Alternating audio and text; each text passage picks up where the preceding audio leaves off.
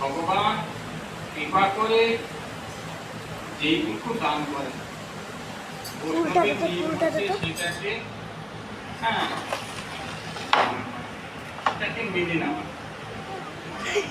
তাহলে ভগবান যেটুকু কৃপা করবেন সেগুলি মেনে নিতে হবে। তাহলে বলেছেন সুখ শ্রেষ্ঠ না দুঃখ শ্রেষ্ঠ?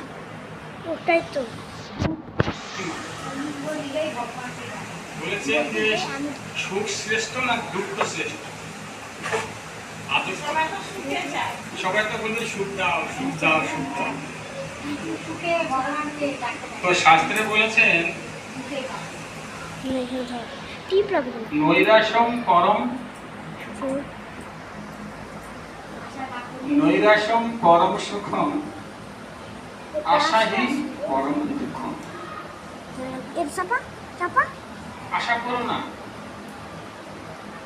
ভগবান যেটুকু তোমাকে কৃপা বশত দান করছেন সেটাকে গ্রহণ করো। এখন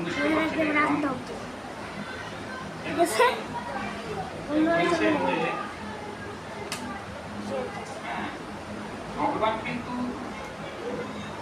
সামর্থ্য অনুযায়ী দান করে, যে যেরকম সামর্থ্য পাত্র হিসাবে তো দান করতে পারে, যেমন পাত্র হবেন সেরকম দান করেন। তখন তিনি কি করলেন, সেই ভক্তকে ভগবান সেই কৃপা করেন। আর একটা কথা আমাদের মনে রাখতে হবে, আমাদের যে প্রারব্ধ আছে প্রারব্ধ, এই প্রারব্ধ কিন্তু কাউকে ছাড়ে না।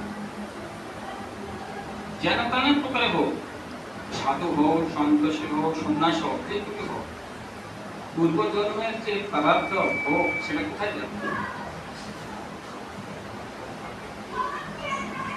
তো হয়তো আপনারা সকলেই গোবর্ধনে গিয়েছিলেন, গিরি গোবর্ধন দর্শন করেছে।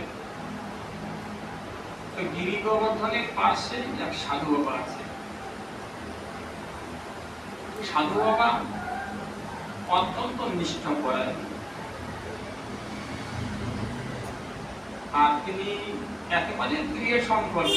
তিনি প্রতিজ্ঞা করেছিলেন, আমি কোনোদিন শিষ্য করব না, শিষ্য করব না। কিন্তু এক যুবক